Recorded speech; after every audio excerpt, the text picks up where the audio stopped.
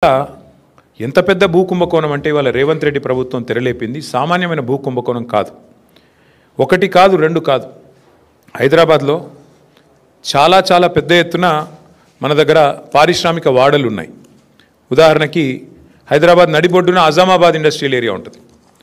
పక్కనే బాలానగర్, కుకట్పల్లి, జీడిమెట్ల, నాచారం, మల్లాపూర్, ఇంకా చాలా ఉన్నాయి. చుట్టూ పారిశ్రామిక వాడలు హైదరాబాద్లో ఓఆర్ఆర్ లోపల బోలెడు ఉన్నాయి.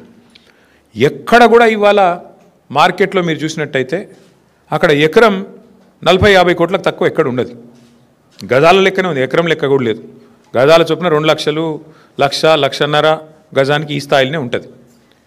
ఇవాళ అట్లాంటి భూముల్లో రేవంత్ రెడ్డి ప్రభుత్వం తెరలేపిన కుంభకోణం ఎంత పెద్దది అంటే దాదాపు 9,200 పైచిలుకు ఎకరాలు, దాదాపు 9,300 ఎకరాల భూమి హైదరాబాద్లో. అంటే మీరు సగటున 40 కోట్లు వేసుకున్న ఎకరానికి దగ్గర 4 లక్షల కోట్లు, దగ్గర అంటే 3.5 లక్షల కోట్ల నుంచి 4 లక్షల కోట్ల మధ్యన మార్కెట్ వాల్యూ ప్రకారం.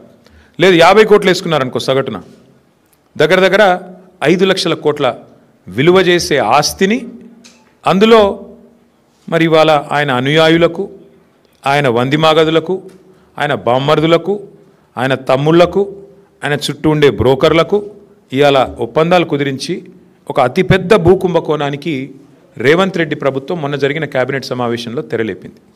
ఇది నేనేదో ఊరికే ఆషామాషిగా ఆరోపణలు చేయట్లేదు. ఎక్కడెక్కడ విలువైన భూములు ఉన్నాయో ఇవాళ హైదరాబాద్ చుట్టూ అక్కడ రేవంత్ రెడ్డి ముఠా వాలిపోయింది. మొన్న కొండా సురేఖ గారి ఉదంతమే దానికి ఒక క్లాసిక్ ఎగ్జాంపుల్. కొండా సురేఖ గారి కుమార్తె ఆ రోజు కొన్ని ఆరోపణలు చేసింది నిర్దిష్టంగా. మిగతా ఆరోపణలు పక్కన పెడితే ఒక స్పష్టమైన ఆరోపణ ఆ రోజు చేసింది అమ్మాయి. మంచిరేవులలో ఒక భూమి ఉంది. ఆ భూమిలో రేవంత్ రెడ్డి గారి బ్రదర్ కన్నుబడ్డది.